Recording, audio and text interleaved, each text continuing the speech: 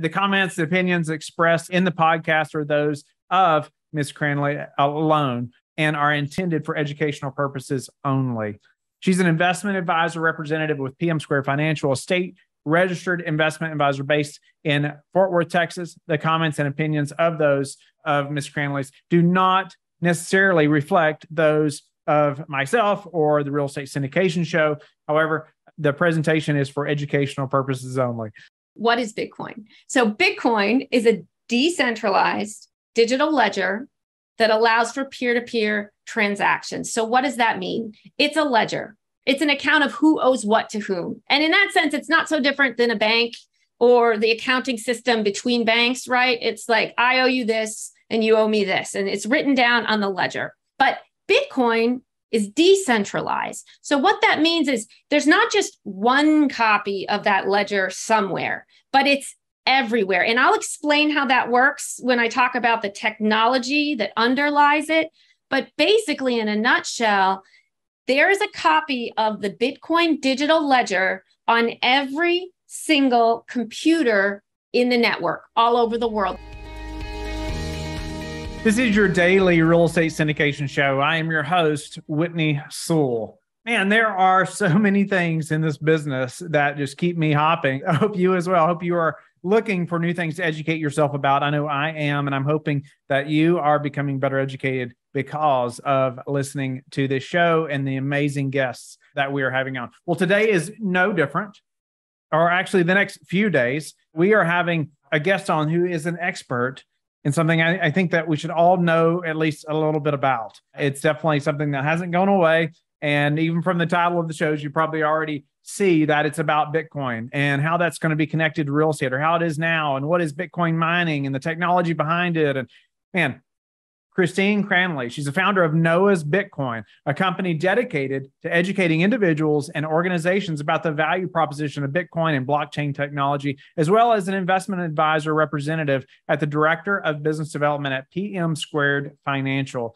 a state-registered investment advisor based in Fort Worth, Texas. She began her career doing volunteer work, serving women in crisis in New York City. And with her experience, and even with young mothers struggling to find resources to enable them to give life to their children, sparkled her passion, right, for financial education and assisting others in achieving financial freedom. She eventually made her way to Washington, D.C., where she worked in commercial property management until the pandemic closures afforded her the opportunity to return to Texas and realize her dream of dedicating herself full-time to education on Bitcoin and sound money principles. Obviously, there's a disclosure, but the comments, the opinions expressed in the podcast are those of Ms. Cranley alone and are intended for educational purposes only. She's an investment advisor representative with PM Square Financial, a state registered investment advisor based in Fort Worth, Texas. The comments and opinions of those of Ms. Cranley's do not necessarily reflect those of myself or the Real Estate Syndication Show. However, the presentation is for educational purposes only. So just so you know that up front, of course, but man, amazing guest. And she just was very transparent. I know you are going to learn a lot today about Bitcoin, or if you thought about investing in Bitcoin or crypto, and man, what is the difference, to some detailed stuff about Bitcoin that I did not know or I had not heard of before. She lays it out there today. And even towards the end of the show, you're going to, or into the segments, you're going to hear more about some risks about Bitcoin or cryptocurrency and real estate you've not heard of before, how to mitigate those risks, and even thinking through, should I have a wallet? Should I not? And if you don't know what that is, you're going to hear about it in the show. Thank you for being with us today. I hope you have liked and subscribed to the show. We would still love to hear from you. If you've been listening to the show over the last month or so, you've noticed some changes. We have been interviewing people, some amazing guests, but doing a longer format, right? And doing segments with that individual so we can dive a little deeper. I've enjoyed those. It allows us to just, dive into a topic where we can ask more questions and better questions and hopefully educate you better, right? If you like those segments, we would love to hear from you. Or if you would love for us to go back to the other way, we would love to hear from you. You can email us at info@lifebridgecapital.com. I would love to hear your thoughts, your comments, how you think we can improve, how we can better educate you. Kristine, welcome to the show. You are an expert in a topic that I feel like there's a lot of confusion around at times. And it's something that I feel like it's not going away, right? We all should have some education in this topic. Bitcoin, cryptocurrency, blockchain, what are those things? And why should that matter to us as real estate investors? And you're the one that's going to tell us today. So I'm grateful to have you on. Thank you so much, Whitney. It is such an honor to be on your show. You do such fantastic work, and I'm thrilled to be talking about this because it does happen to be my favorite topic. I could talk about it all day. So glad for the opportunity. Yeah, thank you. Thank you so much for your time as well. I want to jump right in, though. I've read quite a bit about you, but I want you to share with the listeners just about your background somewhat, and let's talk about how you got to where you're at now. I know you've done a few different things, but, your focus is on this Bitcoin, cryptocurrency, blockchain stuff now. But how did you get there? How does someone become an expert in Bitcoin? Well, it's a great question. And with me, it's kind of a funny question because I've come on a very roundabout path. So like you, I'm an educator at heart. And so all my life, I've just loved to try and break down what I'm learning about and what I love and to spread the good news. But I ended up in this realm of the financial industry from a very roundabout path. After graduating from Texas A&M University way back in the year 2000, I actually joined a religious community doing volunteer work serving pregnant women in New York City. And we were dedicated to promoting a sense of the sacredness of human life. And we were working with these women who came to us because they wanted to choose life for their child, but they were under so much pressure. They didn't know how they were going to be able to make it happen. And so during that time that this passion in my heart was birthed for helping people get to financial freedom. Because with these women, it was often a question of life or death of, they wanted to give life to their child, but they didn't know where they were going to come up with the resources. So that was kind of where I got my beginning. And that was in New York City. Then eventually I made my way to Washington, D.C., and I got involved in commercial property management. But when the pandemic hit, it really gave me some time to take a step back. And I went down what they say is the Bitcoin rabbit hole, so to speak. And so I started taking a long, hard look at the current economic situation and thinking about all the money printing that we'd been doing and the fact that the Federal Reserve balance sheet has grown from 2008 from 1 trillion to 3 trillion. And just realizing that in those situations of inflation and the devaluing of the currency, it's the poor that are often hit the hardest. It's those that are living paycheck to paycheck because it's the assets that go up. And so just thinking about what to do in this situation, traditional investors, as I'm sure you're aware, have always gone to scarce assets. So real estate, you can't print more of real estate or commodities or gold, silver. And so in looking at all that I really came to understand the real value proposition of Bitcoin because it's an absolutely fixed supply.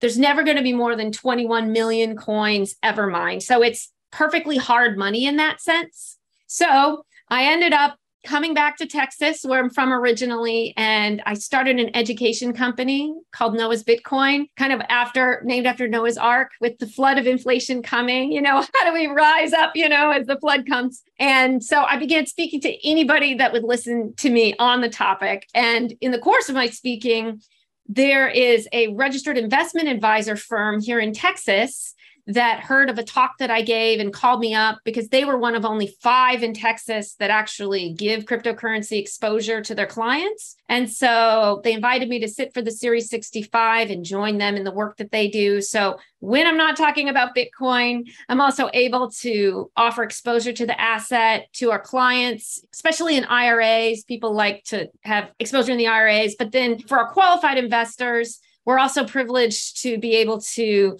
allow them to invest in the Bitcoin mining structure itself through a company that's involved in stranded natural gas Bitcoin mining. So very roundabout way of getting here, but that's my story. No, that's awesome. I love the thought behind the Noah's Bitcoin. How you talked about that. That's so clever. So you even mentioned there offering a product for IRA investors as well. And I wasn't even planning to talk about this right now, but would you just briefly mention, how does that work a little bit while we're on that? And then I want us to get into really what is Bitcoin? How does it work a little bit? But since you brought it up, I don't want to forget about it.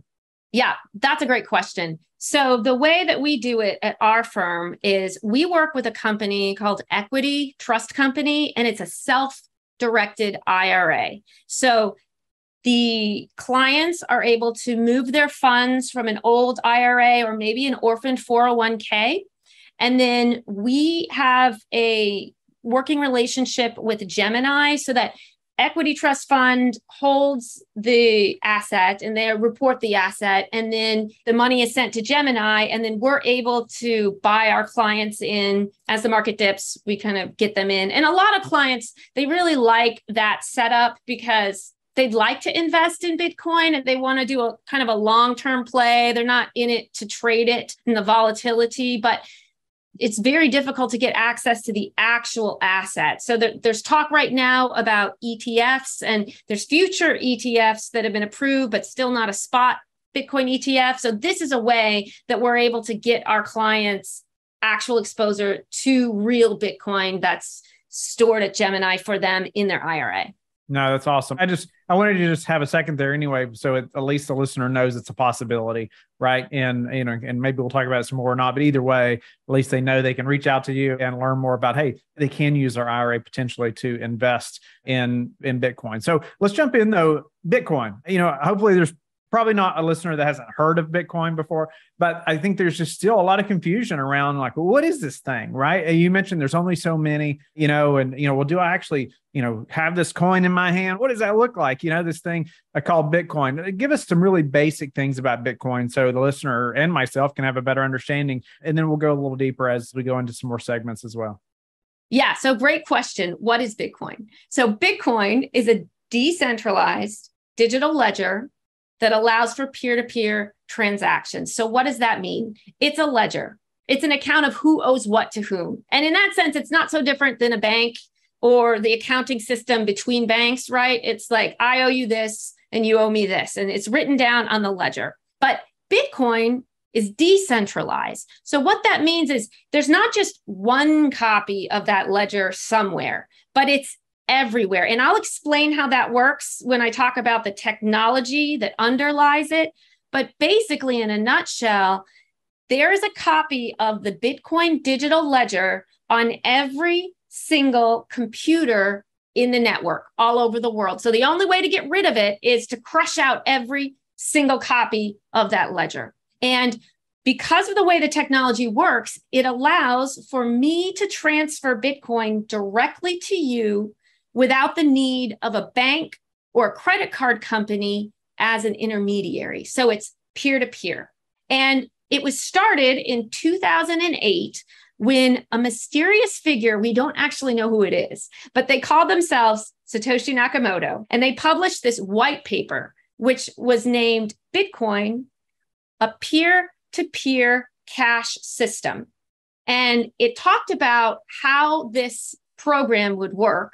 And then on January 3rd, 2009, the first transaction took place. And it's really interesting because on that day, the Financial Times of London had the title on the paper, Chancellor on the Brink of Bailouts for the Banks. And that's because this was right after the great financial crisis, right? And so Satoshi Nakamoto wrote that into the digital ledger of Bitcoin.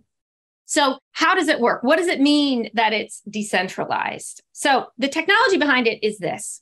Bitcoin's digital ledger is secured through its use of blockchain technology, which it takes the transaction. So you sent me this and I sent her this and she sent me this. It takes all those transactions and gathers them up through the work of the Bitcoin mining computers and puts them into the digital ledgers. And so the way that it does this is the computers are basically competing with each other to solve a puzzle that will enable their proposed new block, their new clump of transactions to fit right within the chain. And based on the number of computers mining, the system adjusts the difficulty of the puzzle to ensure that that only happens once in the world every 10 minutes. So when the computer, like ding, ding, ding, wins the puzzle and it fits the block right within the chain, then that new updated chain is now longer than the rest of them, right? So maybe there was 3 blocks, now there's 4 blocks. So when the computer wins the prize, it publishes that new updated chain to the entire network.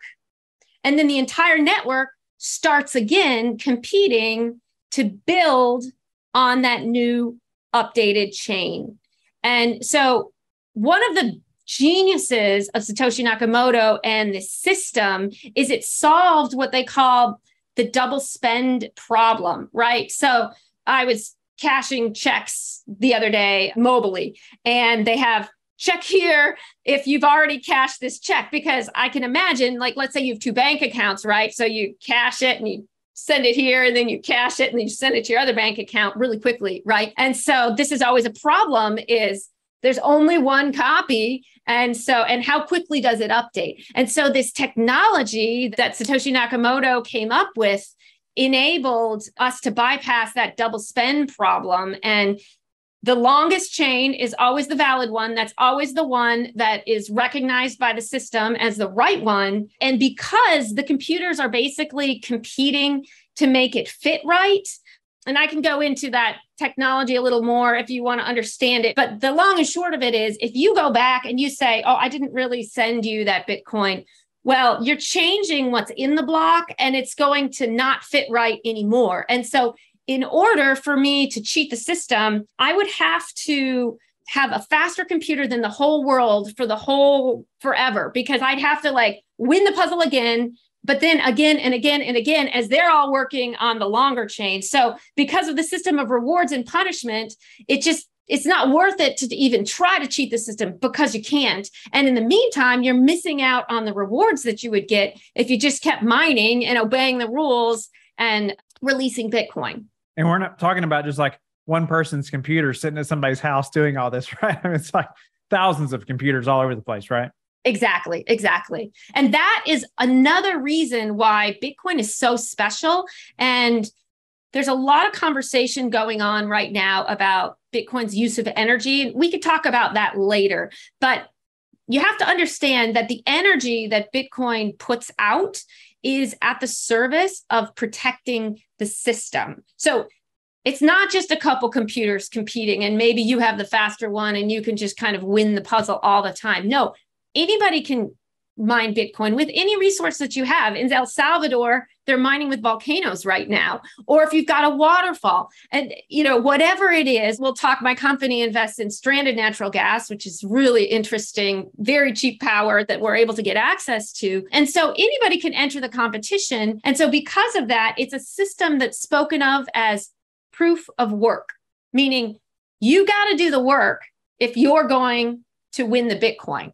As opposed to the other way that some cryptocurrencies do it is called proof of stake, which basically means the rich get richer in a sense. So you got a bunch of coins and you lock them up and then you get more. But with Bitcoin, it's naturally decentralized because whoever Satoshi Nakamoto is, he mined like the rest of them, but he didn't send a bunch of them to his friends and his buddies, right? He had to join the competition like everyone else. And so the effect of it was that Bitcoin was completely decentralized. That's incredible. I was just thinking through that technology as you were talking about it. And even like the, not being centralized, like you're talking about not, you don't have the intermediary, you don't have to have the bank. It's like the one place that has all those records, right? Well, these records are copied everywhere. And so it's practically impossible to break it, right? Or to falsify it, or for me to say, exactly. Hey, I didn't send you that money, or I did send you that money, or whatever. It's copied so many places. I hope the listeners can understand that to some degree, because I think it's important to understand a little bit about that technology if you're going to think about investing in, Bitcoin or cryptocurrencies and blockchain type technology. But maybe you could help us too, like, why should they consider investing in Bitcoin outside of the technology or part of that? Yeah, great question. So there's a couple reasons. And as an investor, I think one of the most interesting things about Bitcoin is it's absolutely fixed supply. And let's go into why that is. So we talked about the technology. And so these Bitcoin mining computers are gathering up the transactions and making their new block fit right in the chain. And when they win the puzzle, they get 2 rewards for that. So they get the transaction fees within that clump, and that'll continue for time immemorial. But they also there's new Bitcoin that are released with every single block in the blockchain. Originally, there were 50 new Bitcoin released every 10 minutes that were then made available by the miners to be able to sell that. But every 4 years, that number is cut in half. It's an event known as the halving or the halvening. It's got two different names. And so after 50, it was 25. And currently, every 10 minutes, there's a new block that's added, and 6.25 Bitcoin are then released and given to those miners. And this halvening cycle is going to continue throughout the life of Bitcoin. It's going to last about 118 more years, because Bitcoin can be subdivided into 100 million smaller units called Satoshis. So tiny fractions of a penny. You can think of it that way. And so we're going to get to the point where we'll be mining for a whole year and maybe not release a whole Bitcoin. But then at the very end, it'll be one Satoshi every 10 minutes. That's in the year like 2140. And then after that, no new Bitcoin will ever be mined. So the fact that it's absolutely capped, what it turns out to be about 21 million, makes it the most scarce asset out there. Because, there's rumor that there's gold, they find gold in mountains and they shut it off, or, who knows how much gold is out there, or maybe Elon Musk will go to Mars and find more and bring it back. Real estate is pretty fixed, but you can always build up, right? But this technology has found a way to enforce an absolutely fixed supply. And so because of this, most people who own Bitcoin, they say they're never, ever going to sell it, because for them, it's like owning property on Manhattan Island. They are going to bequeath that money to their children's children's children. And if they need money, they'll take out a loan against the asset. But if you think about it, there's 46 million millionaires in the world. I've heard that number somewhere. It may have gone up, but 46 million millionaires, 21 million Bitcoin ever to be mined. There's not enough Bitcoin for every millionaire to have a half a coin. And so where we're at the adoption curve right now is really interesting, because it's been 12 years since it began. So it doesn't seem to be going away. And we've got countries like El Salvador that have made it legal tender, but still you have pretty easy access to get some, right? I think it's 23,000 today. So we're at this place in the adoption curve where it's survived, it's alive. A lot of people are looking to it as kind of a gold 2.0, but we're still very early. So investing wise, that's one of the reasons I find it so interesting. That's awesome. If it's being mined, you said there's 118 years left for it to be mined, or something. If it stopped being mined, does that mean there's just no more for sale, or does that mean that you can't transact it anymore? Yes. Okay. Great question. Yeah. So when it's mined, it's made available to the miners to sell, but they don't always sell it. A lot of them just want to hold it because they believe that it's going up. So even though mining is happening now, it's only going to be sold if someone's willing to pay the right price. And currently, a vast majority of the coins are already locked up forever. The people that have them aren't going to move them. So as you point out, as less and less of it becomes available, the only way that you're going to be able to buy it is from someone that has it, that's willing to sell it to you. And currently, 91% of the supply has already been released. So this next 118 years, we're just releasing the last 9% of it. And so even now, it is so scarce. And there's 19 million coins that have been mined, but the coins that are available for purchase, it's about 1 to 3 million that are available on the exchanges. And that's part of the reason that the asset is so volatile, because there's just not a lot of people selling. And if you're on the exchanges, that's where the spot market is found. And so people can come in and dump a whole bunch, and there's just not a liquidity on those exchanges, and it'll move the price violently sometimes. Meanwhile, You can also buy it over the counter. So there's miners who have direct relationships with over the counter businesses, and that does not affect spot price. So sometimes what may be happening is coins are being dumped on the spot exchange, bringing the price down, and then behind the scenes and the over the counter, it could well be that some of those people are picking up at a huge discount. But again, addressing your question, you only are buying it if someone is willing to sell it, including the miners. And if they're not willing to sell it, then at some point, this is why people are often so bullish on Bitcoin. Everybody has a price, but what is that price?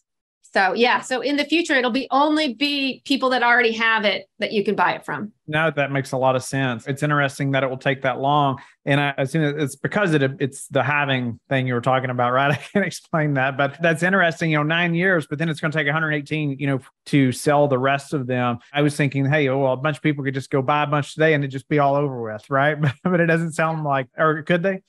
Oh, they absolutely could. There are some wallets. The interesting thing about Bitcoin and blockchain technology, people talk about criminals use it, but it's not really very good if you want to do a crime, because everything is on the blockchain forever. So that Bitcoin, it came out of whatever block, Genesis block had 50, whatever block it came out of, and then you can trace it to every wallet that it goes to. Now, someone could set up an anonymous wallet, and we could both set up an anonymous wallet, and I could send some to you, and someone might not know that you have it. But as soon as you try to move it into dollars, then you have to do a know your customer so they know who's got it, right? So it's not really very good for criminal activity because it's all there on the blockchain. Yeah, the information's everywhere, right? I mean, it's tracked and in so many different places. But I wonder too, people talk about Bitcoin or Ethereum or Dogecoin, or some people call it doggy coin, I know. But they're what's the difference, right, from Bitcoin and other cryptocurrencies? And, help us think about that.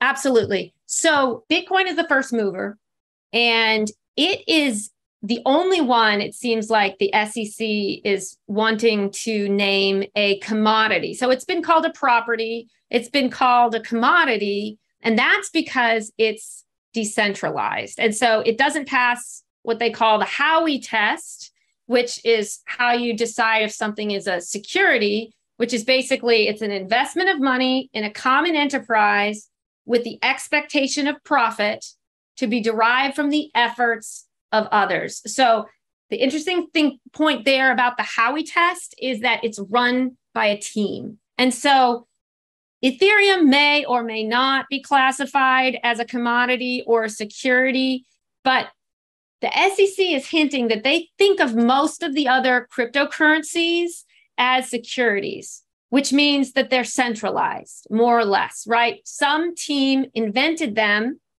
and proposed them out there as a way of making money. The Bitcoin community sometimes thinks it's just a way of getting your Bitcoin from you. So there's several different kinds of other cryptocurrency projects. The one that I think is going to be most relevant to the discussion we'll have later about real estate is, we call them the smart contract platforms. And so these networks, they take the decentralized money itself and they make that programmable so that you can write code on top of it.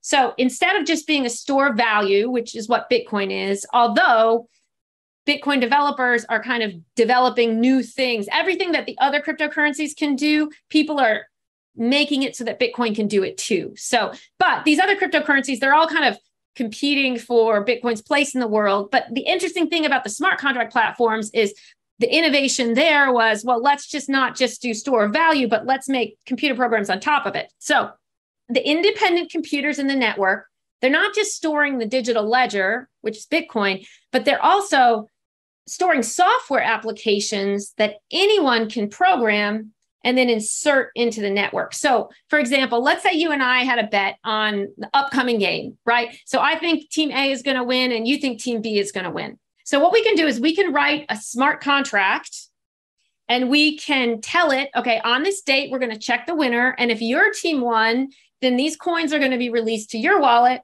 And if my team won, the coins are going to be released to my wallet. So then we publish it on the network, and then it's self-executing and immutable.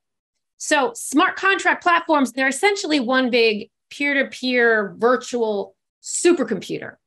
And so this is what a lot of people, when they talk about Web 3.0, it's these applications that are built on these smart contract platforms. You can think of the smart contract platform like the foundation of a mall, and then other buildings are going to be built on top of it. And so Ethereum is the first of the smart contract platforms, but there are others that compete with them like Cardano, Solana. And I think there's room for more than one in the future, but it's probably going to be a winner take most. And so all of those smart contract platforms are competing for developers to build upon them. So smart contract platforms and Bitcoin, they all have their own computer network. So they're most properly called coins. Everything else that's built on top of those smart contract platforms, so the mall buildings, so to speak, they're considered tokens because they don't have their own network. And generally, there's two different categories. So there's utility tokens and security tokens. Utility tokens serve some use case within a specific ecosystem. So I don't know if you had this at your college, but when I went to A&M, we had what we called Aggie Bucks. It's really kind of a debit card system associated with your ID. But anywhere, a lot of the different vendors in the area would accept Aggie Bucks. So it's the same kind of idea, right? So it has some use case in a specific ecosystem. In this category, I believe would be stable coins that are pegged to $1. Some of them backed by assets, some of them backed by algorithms. The algorithmic ones have the Lunaterra network went to nothing recently, but that's one example of utility tokens. And then also coins associated with exchanges or gaming and that kind of thing. There's also what's called security tokens, where you essentially buy a stake in the company itself. And again, this is going to be very relevant for real estate in the future. But basically, these security tokens are digital shares in a stock or an asset that it represents. So you can take an asset like a building or like the title to your car, although you might not fractionalize that. But like, let's say you could take a building and you can represent ownership of that building through a number of different tokens. Maybe you decide to assign one token per square foot. And then you can sell ownership shares in that building. And so basically what you're doing is you're crowdfunding it. And that is where we seem to be possibly moving in real estate in the future. But just something to point out, utility tokens and security tokens are both considered by the SEC most likely to be securities. So that is the realm of the SEC. And so we're still waiting on regulation clarity about all that on how to move forward. So just because it's not a security token doesn't mean it's not a security. No, that's helpful. That's helpful. I mean, some of this I've never heard of before. So I know the listeners, there's probably numerous of them that haven't. So it's like, this is great, just education as we think through this. And so great segment. And just so the listener knows, we're going to do a few segments here with Kristine about Bitcoin and in a moment, we're going to talk about, or tomorrow for you, we're going to talk about the current state of cryptocurrency and real estate and how some of that's connected, but also want to come back to even what else we should know before investing in cryptocurrency. I want her to be able to talk through that in just a moment as well. I want to thank the listeners for being with us today. I hope you are back tomorrow as Kristine continues to educate us on Bitcoin and what the heck it is so we can all be educated. We need to know about it, right? It's not going away, as she said. So we'll talk to you again tomorrow. Thank you for being a loyal listener of the show. Please subscribe and share it with your friends. We want to help you become the passive investor you've always wanted to become, but also the operator you've always wanted to become. We want to be the #1 resource for your real estate investing journey. But go to lifebridgecapital.com where you can start investing in real estate today.